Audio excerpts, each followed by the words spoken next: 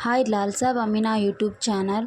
ಯಾರೆಲ್ಲ ನನ್ನ ಹೊಸದಾಗಿ ಚಾನಲ್ನ ನೋಡ್ತಾ ಇದ್ದೀರಾ ಅವರೆಲ್ಲರೂ ಲೈಕ್, ಶೇರ್, ಕಮೆಂಟ್, ಸಬ್ಸ್ಕ್ರೈಬ್ನ ಮಾಡ್ಕೊಳ್ಳಿ ಪ್ಲೀಸ್. ಸಪೋರ್ಟ್ ಇರುತ್ತೆ ಅಂತ ಅಂದ್ಕೊಂಡಿದ್ದೀನಿ. ಇವತ್ತು ಏನು ಮಾಡಬೇಕಪ್ಪ ಅಂದ್ಕೊಂಡಿದ್ದೀನಿ, ಎಗ್ ಬುರ್ಜಿನ ಮಾಡಬೇಕು ಅಂತ ಅಂದ್ಕೊಂಡಿದ್ದೀನಿ. ಹೇಗೆ ಮಾಡೋದು ನೋಡೋಣ ಬನ್ನಿ.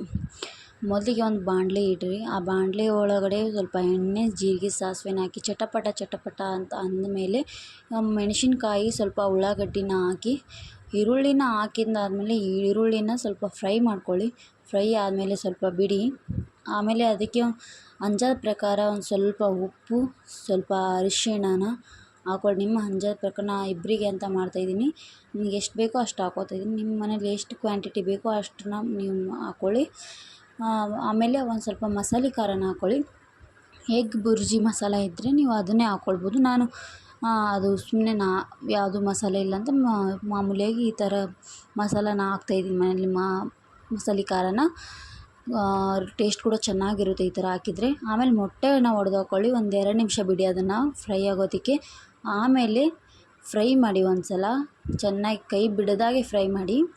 ಫ್ರೈ ಆದಮೇಲೆ ಮತ್ತೆ ಒಂದು 2 ನಿಮಿಷ ಬಿಡಿ, ಮತ್ತೆ ಫ್ರೈ ಮಾಡಿ. ಮತ್ತೆ ಒಂದು 2 ನಿಮಿಷ ಬಿಡೋದು, ಮತ್ತೆ ಫ್ರೈ ಮಾಡ್ಕೋತಾ ಬನ್ನಿ.